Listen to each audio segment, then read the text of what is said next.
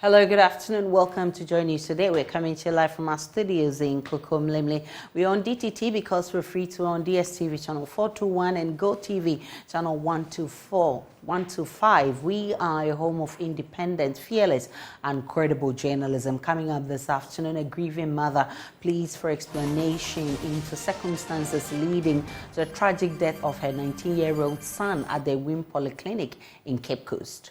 When we got there, only for me to know that the medicine was 7 cities. I thought that 7 cities, and they don't have it at the facility there. You let's go. So we were chatting with the driver. When we got there, I met my boy, vomiting. Also, health authorities in the Eastern German district concerned about increasing cases of bilharzia being recorded at their health facilities. We'll hear from the medical officers there on interventions to curb the situation. Plus, rising levels of water in the Volta River threatening the survival of flooded communities in Pru East District. We'll hear the plea of residents of Vuchudike as they relocate to bushes to escape the impact of floods in the Bono East region as a result of the overflow of the Volta River. Plus, Ghana cocoa board's woes escalate as farmers demand direct sales of cocoa beans to buyers. We'll hear the reflections of former Agric Minister Dr. Owusu Efiri-Akoto on the financial reform struggles he undertook during his 6-year reign. All these institutions are built, are created by law of Parliament, and are given the freedom to operate by and managed by people who know how these things work. This country will be developing. More danger for cocoa board as a farmer association says most of its members are converting their cocoa farms to other ventures, including leasing the land for mining activities. A lot of people want to cut down their cocoa tree, want to shift from cocoa to a different crop. All because they've seen that they have been enslaved for so many years. The industry has collapsed. So they should allow with the cocoa farmers directly sell our cocoa produce to make our money. We have business, sports, world news plus showbiz coming up this afternoon. We're also live on Facebook, YouTube, Instagram, and X at JoyNews on TV. My personal handle is @Danana Aisha. Please stay for details.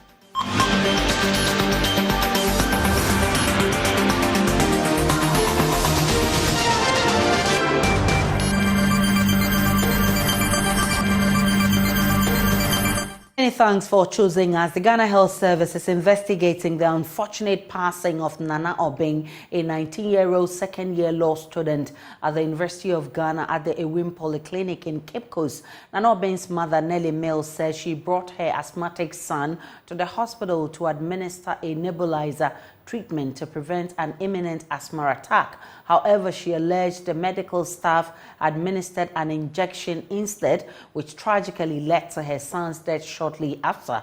The Central Health Directorate says Nellie will have to wait for her answers after a thorough investigation and autopsy scheduled to last for the next 2 weeks.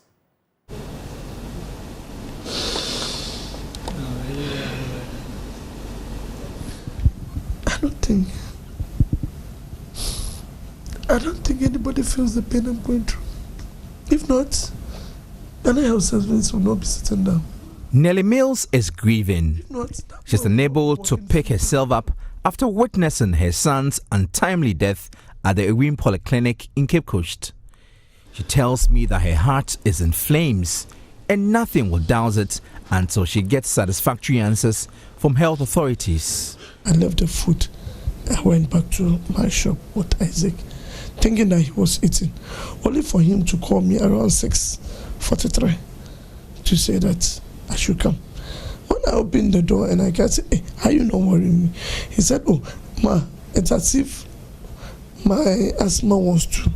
And I said, "Oh, but there's no news, because if your symptoms wants to come, you've been using Ventolin all this while, and you have your Ventolin pump around here, so just use it." And he said he has read about the asthma, that if he used to use nebulizer, that would have been faster than the Ventolin.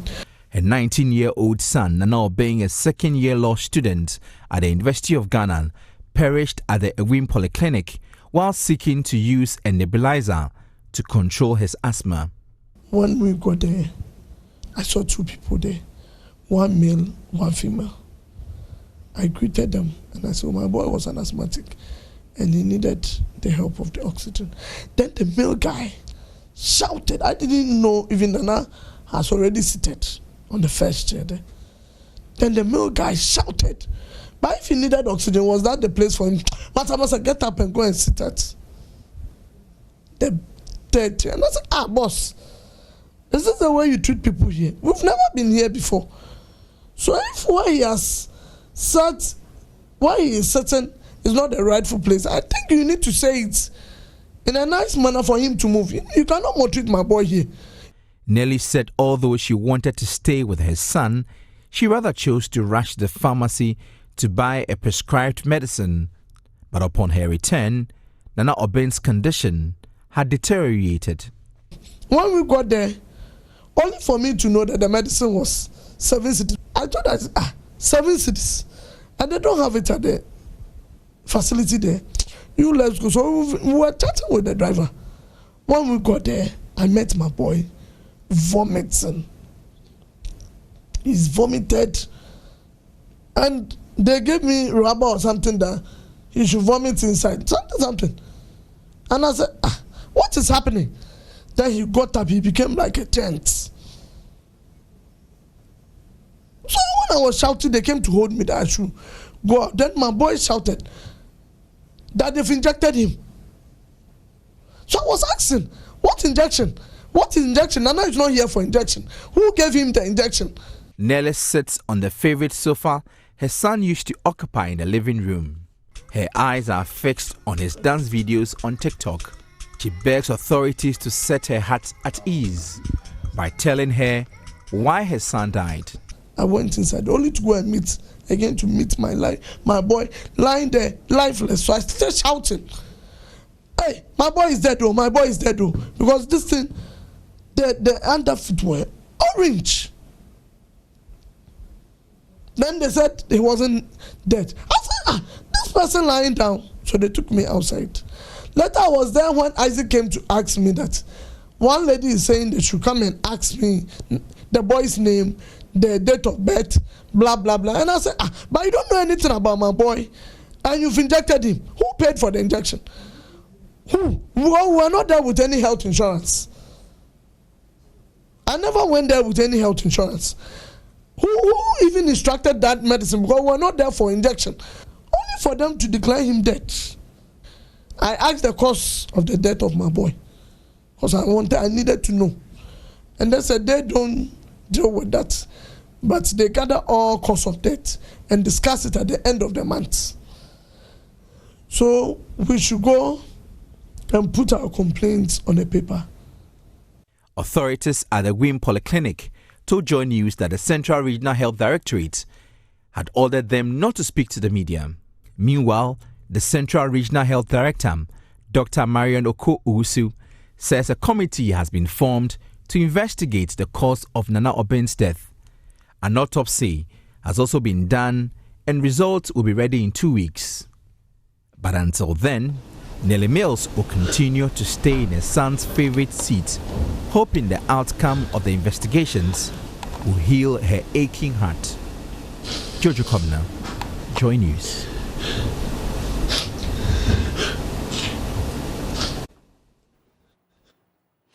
Let's take to health. And health authorities at Esrejaman district of the Eastern region are alarmed over the high cases of bilharzia record this year. In 2022, the bilharzia cases stood at 22, but has since jumped to 75, representing a 240% increase. The parasite that causes bilharzia enters the skin once individuals come into contact with contaminated water. We'll hear from the District Director of Health shortly, but first, take a listen to the Member of Parliament for the area, Thomas Ampem Dakwa, expressing worry over the increase in bilharzia cases among the people. Indicates that bilharzia is on the rise, but I do not know if that is a direct consequence of the spillage by the dam. I don't think we have any evidence to that. But it is worrying to realize that in 2021, we recorded 15 cases. In 2022, it increased to 25.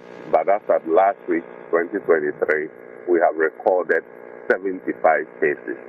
And so that is a worrying trend. And so we have intensified education in the communities along the Volta so that they stay away from direct use of the water from the lake.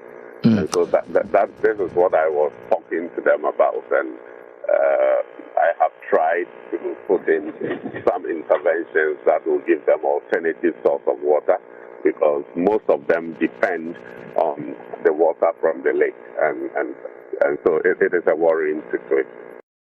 He was also unhappy over the unresponsive posture of NATMO after 160 persons were displaced following the Akosombo Dam spillage. You know, the spillage started from my constituency, and so some communities very close to the dam recorded some incidents. So there were basically the buildings that are made of mud collapsed, and we have about 50 of such homes that have collapsed, displacing the statistics from NADMO, about 160 persons have been displaced. The greatest effect in my constituency, as I put it, is with the cages in the water. The fish farms that are in the lake have all been destroyed. Cages have been moved, nets have been torn, and all the fishes have escaped, and lots have died. And that is a huge loss to the people there. And it is a worrying situation that we are all trying to contain. The Sojaman District Health Director, Rebecca Bante, and Volta Regional Director of Health, Dr. Senenu Kwesi Jokoto, who've been speaking on the issue, say the situation is common along the coastal areas, and adding they're putting in interventions to check the outbreak. There's been a lot of strategies to try and reduce the number of cases. We've had support from Ghana Health Service. We had a lot of support from DRA as well. Even as I speak, we are also going to do the mass drug administration in all the communities along the Volta Lake within the Volta region that we live in President Hill. We are also intensifying risk communication and social mobilization so that people know when to come into contact with, what to do when they come into contact with water that are infested by bacteria. So I'd like to say that within the past 2 weeks, yes, we have seen cases of bilharzia, but they are not related to the floods that we are currently experiencing. The interventions are being intensified all across, especially because of the flooding. We know that the water has come closer to people. More people are going to get in close contact with the vector that would transmit the bilharzia disease. So definitely we have to take extra measures and intensify what we are doing already to ensure that more people do not forget bilharzia or schistosomiasis. If you want to go, we get to know that there is a vector, the freshwater snail that hides along the banks and weeds that are, closer to, along the water body. So DRE does that by removing all these weeds from time to time, and they also support the district with drugs that we frequently give out to school-going children and then some communities. The same way, Ghana Health Service is also supporting us with drugs that areas that are identified as having higher prevalence. We give what we call mass drug administration using praziquantel to ensure that adult worms are killed. So all that the district is doing is creating awareness for people to try as much as possible to avoid coming into contact directly with the water. because they can only get infected when you wade through the water, you swim or fetching water, you come directly into the water, then the infected bacteria penetrates your skin. So if you avoid coming into contact with the water, then you are likely to prevent yourself. Also, those that depend solely on the water body, from the water from the lake, they are advised that either they boil the water or they sieve the water before they use it. Residents of Votudeke community in the Bono East region have resolved to restart their lives in their farms and bushes after losing their habitat to floods. They are clearing the bushes to set up their homes as the first step towards starting a new life. Votudeke is one of the communities along the Volta River badly affected by the overflow due to excessive rainfall. Nanaya Ojima reports the community will need government support in starting their lives all over again. All families in Votudeke have evacuated the community into higher grounds, which are mainly farms and bushes. Wooden huts, roofed with thatch, through communal labor, have been built by many families to serve as home for various family units. With nylons, these shelters are completely covered to prevent water from seeping through them. Many here continue to count their loss. I trade in fish. My husband is also a fisherman. For months, we haven't been able to go to the lake. We beg before we eat.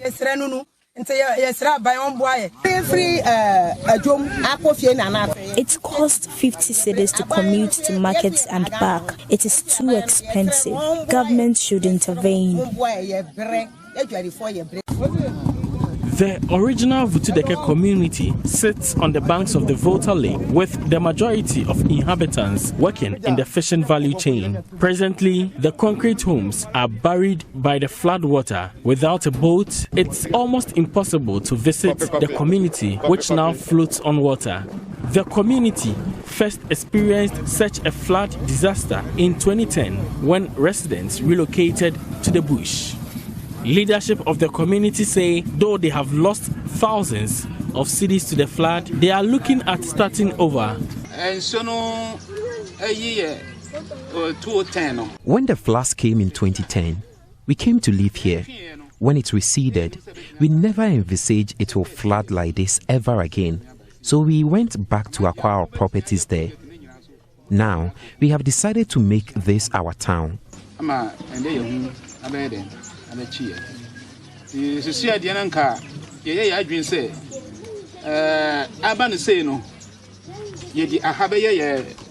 make it Votudeke number 2.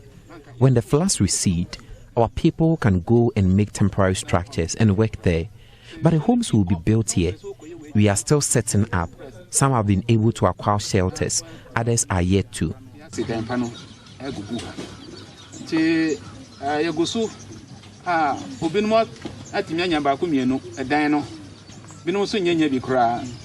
Though they have chosen the bushes to be the new Votudeke, they will need government support to live comfortably. At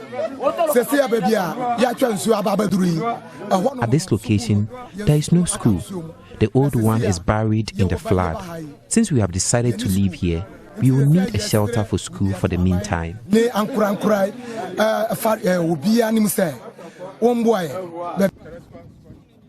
Meanwhile, residents are seeking support from the public to get them back on their feet. Nanaya Ojima, Joy News, Pro East District. We'll take a break on Joy News Today. We'll be back with more.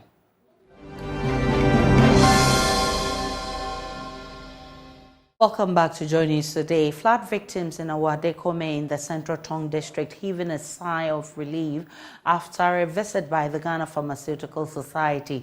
The Society and the Director General of Health, Dr. Patrick Kumabuaje, who toured some of the affected communities in Kenus, observed the extent of devastation caused by the Akosombo Dam spillage. The over 200 residents received relief items and medical supplies worth 100,000 Ghana cedis and promised conducting free medical care for affected persons. The Ghana Pharmaceutical Society, led by the Volta Regional Branch, who toured some of the affected communities in canoes, apart from the Abadiwekome in the Central Tongue District, noticed how devastating the flood was in the area, which made life very difficult for the residents. Members of the Pharmaceutical Society realized the entire community of Abadiwekome completely submerged in the water, leaving the community as a ghost town and making the over 1,002 residents homeless. The national president of the society, Dr. Samuel Kodonko, who led the team, has been speaking with Joy News. We are here now at Central Town, in precisely a town called Abadiwekome, where we've seen the displaced island, or people who have been displaced from an island. It's been an eye-opening experience. You hear reports, you read about them, but being here, seeing it live, a complete house submerged, that's right on my left side. I mean, this is very serious. We are now currently maybe on the farmland, and the farms are completely gone. So you can see the complete livelihood of people gone. Member of Parliament for Clote-Kole constituency, Dr. Zaneto Agyemang-Rawlings, has also donated a number of relief items and medical supplies to the flood victims. Dr. Agyemang-Rawlings toured affected areas including Sogakope, Vume, Sokwe, Dabala, and other communities in the South Tongue District. Residents in these communities have had to endure considerable hardships due to the flooding, a consequence of the Akotombo Dam spillage and rising water levels in the Volta River.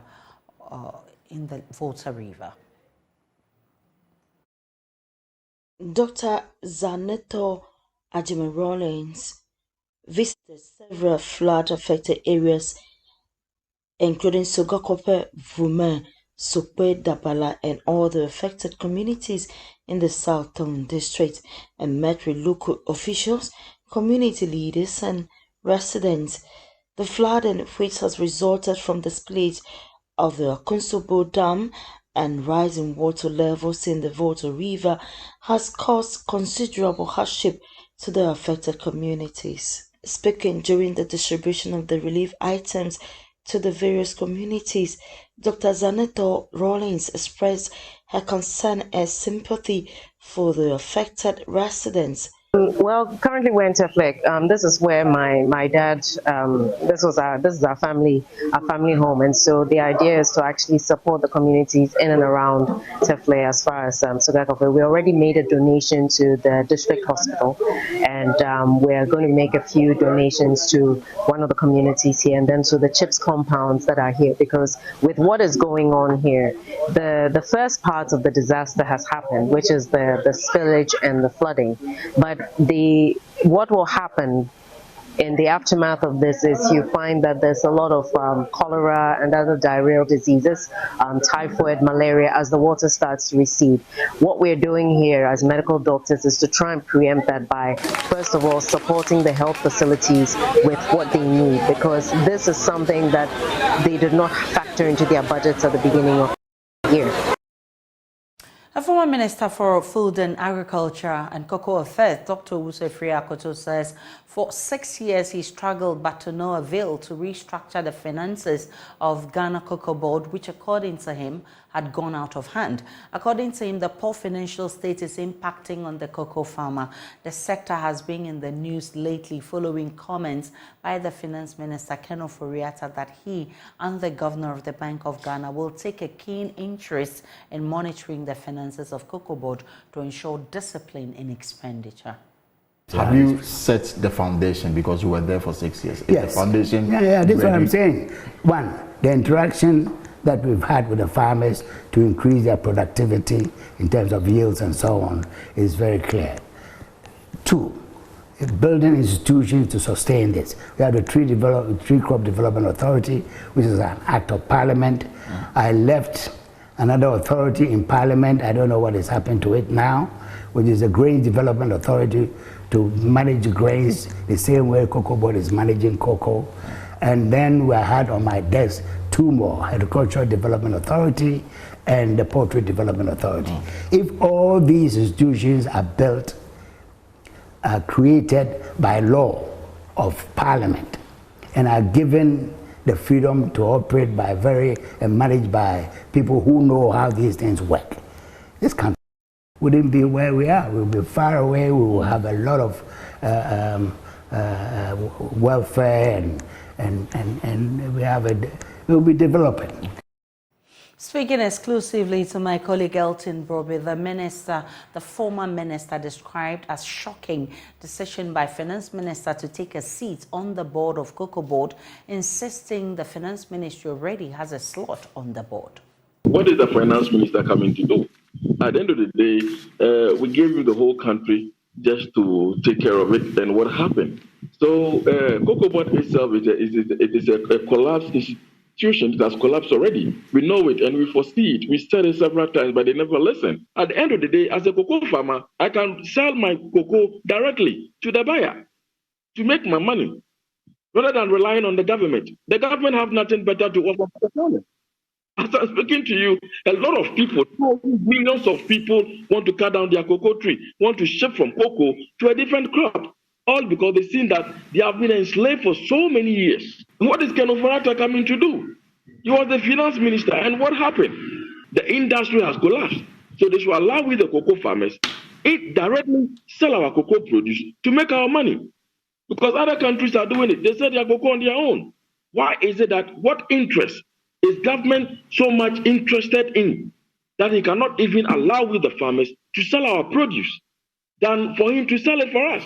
Then it means he's getting more. We don't need Ken Ofori-Atta, and even we don't even need the wine, edus, and other things. At the end of the day, they've caused the financial loss to the state, which they have to pay for. Then Anaboatin Bonso, he's the president of the Concerned Cocoa Farmers Association, making that point. Meanwhile, development economist with the University of Ghana Business School, Dr. Patrick Esuming, says any attempt to stop the cocoa roads will impact negatively on cocoa production.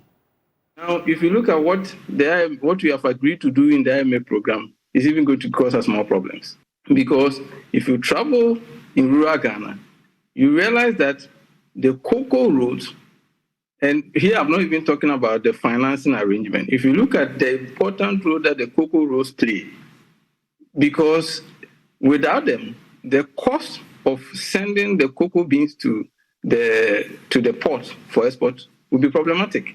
So, and it's not just the cocoa sector that it serves. Mind you, there are so many places that are cut off. And in the absence of the cocoa roads, there will be a lot of problems, even sending some key other produce to reach the main market centers. So when you decide that you're going to cut off the cocoa road, well, if there are issues with the financing arrangement and there are problems that have to be solved, we should solve those problems. Then to top it off, to say we are going to cut back on the fertilizer support, spraying and other support, it just completely blows my mind. Dr. Patrick Esuming is development economist at the University of Ghana Business School. Now, imagine a barber who does his work with dexterity with one hand. That's not all. He's also an athlete and a key member of Ghana's Paralympic team training for the Games in 2024. His story is one that evokes hope. Hope that, regardless of one's condition, he or she can achieve anything with determination. Here is a story of hope told by Hannah Odame.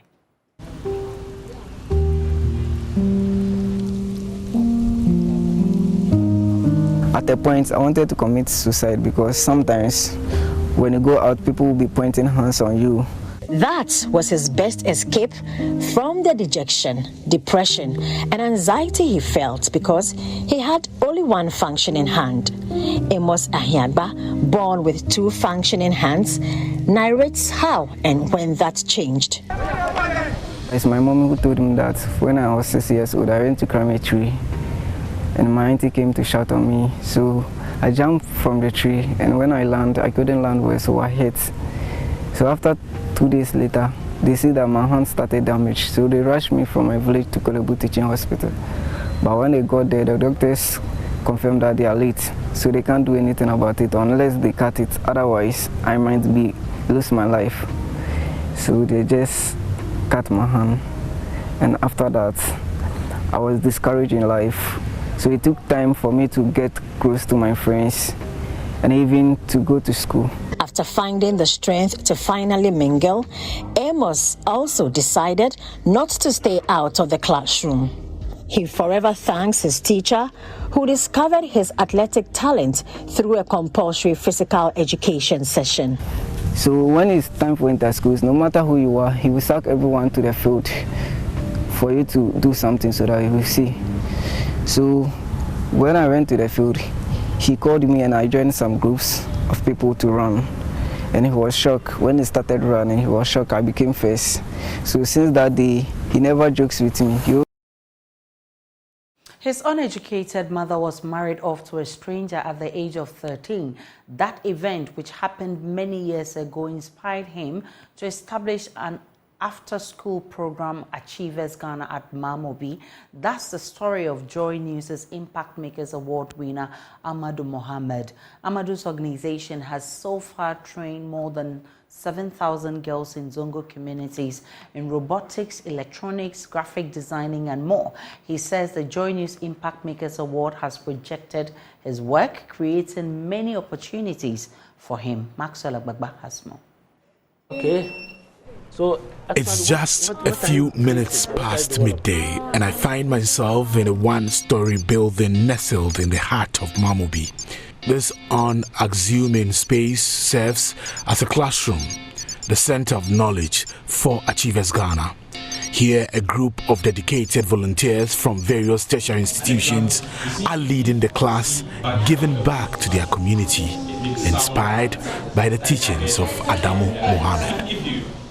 Here, I've met the man behind Achievers Ghana, Adamu Mohammed.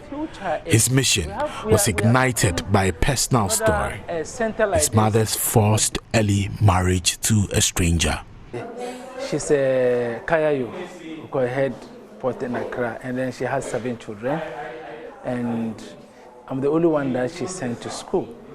She's the one who sent me to school, not my father. And I can remember she's a victim of early enforced marriage.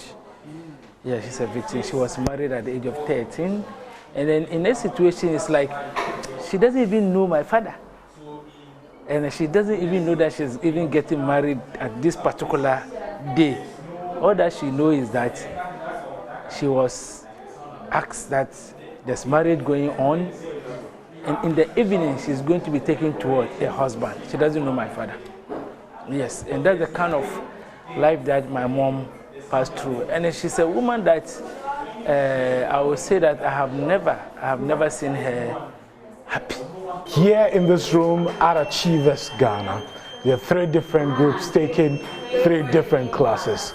This one in electronics or Internet of Things, this one in coding, and then this one in graphic designing. What is interesting about it is that the facilitators of these classes are all beneficiaries of Achievers Ghana.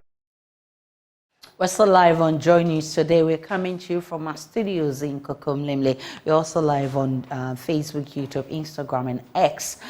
We'll take a break. When we return, we'll be bringing you the very latest coming from the world of business.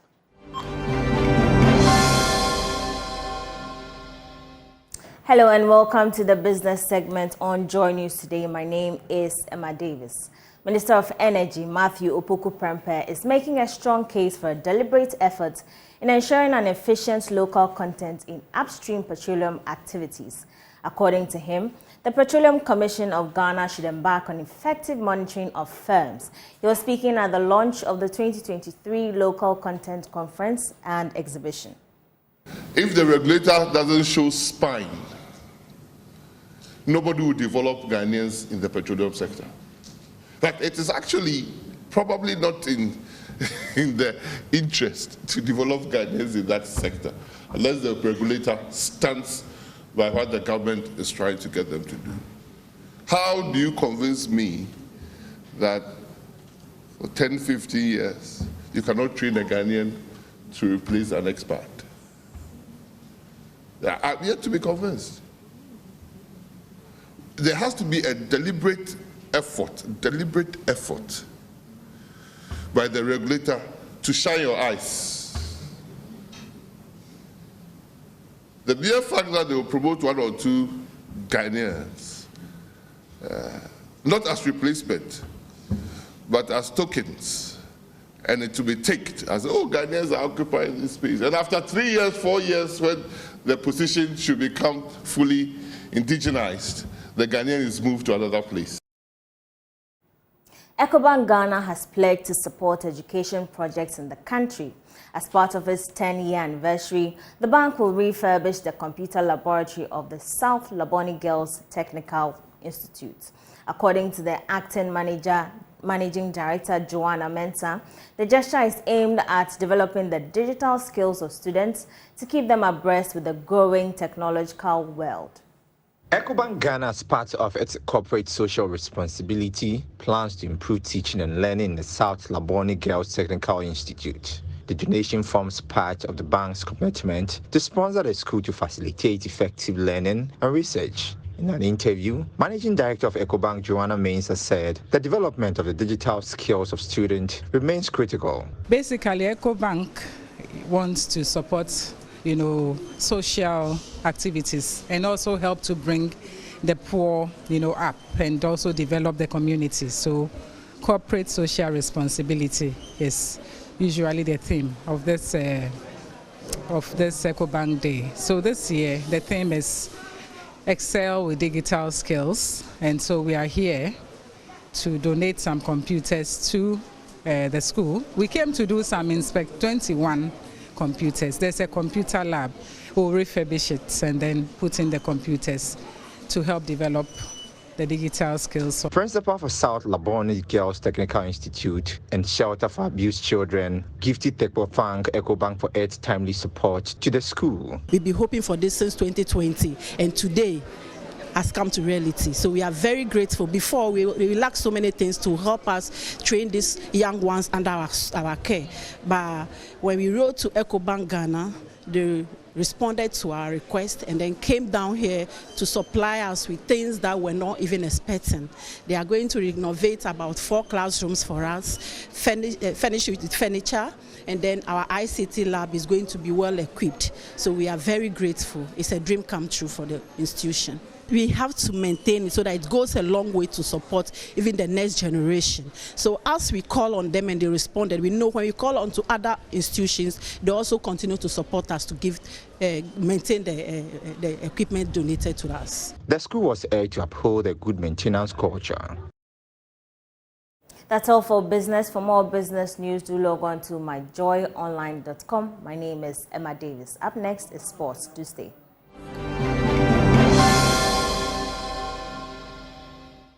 Let's do sports now on JoyNews Today with me, Muftau Nabila Abdullah, the Communications Director for Kaura United.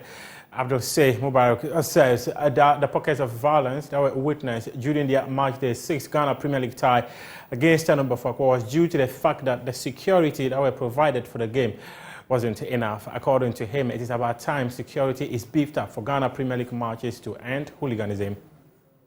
The police have not conducted any investigation whatsoever in getting the perpetrators of what the act yesterday at the Aliu Mama Sports Stadium. There were a lot of chairs that were vandalized as a result of the anger some of the fans had because of officiating. I must say I'm a bit surprised to hear and on social media about the fact that Bofakwa thought or had issues with the fans. The anger of the fans were not directed to Bofakwa.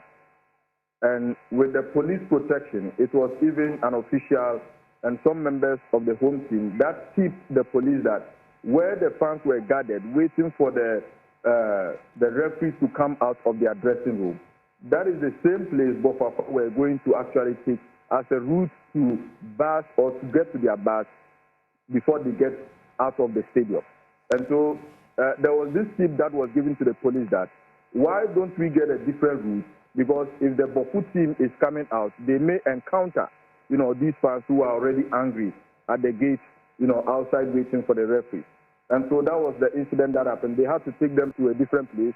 And even by then, the bus of Bofu Akwatano had already left the premises of the Aliu Mama Sports Stadium. So there was no way, the police could have done other than to, bus them from the stadium with their own bus to where they park their bus for them to, get to Sunyani or wherever they were going. So we are surprised that, the story is that they were beaten by fans here in Tamale. That is not the situation. In fact, the fans had directed their anger at the officials because they thought that some decisions actually went against the home team that could have, resulted in goals for the home team. At the end of the day, if there is any sanctions coming from the FA, it is the responsibility of the club and its officials to ensure that whether it is a fine or whatever punishment it can, the fans definitely do not contribute to this. But sometimes it's difficult to even control. If we don't have enough, security at the venue, sometimes it causes a lot of problems for even the home fans and officials who understand the game to control those who are angry. UEFA Champions League football returns tonight, and it's going to be an emotional night at Old Trafford as Manchester United comes against Copenhagen. It's the first time they will play at home following the passing of Sir Bobby Charlton, one of the greatest players to have ever played for Manchester United and also for England. Now, let's take a look at the fixtures for UEFA Champions League football tonight as we bring you Galatasaray versus Bayern Munich, Inter Milan versus Salzburg, Benfica will come up against Real Sociedad, Braga will play Real Madrid, Lyon will come up against PSV, Manchester United versus FC Copenhagen, Sevilla versus Arsenal, and Union Berlin, they will play Napoli. So these are the fixtures for UEFA Champions League for tonight. And that's your sports. For now, we do have more sports stories on myjoyonline.com. We appreciate your time.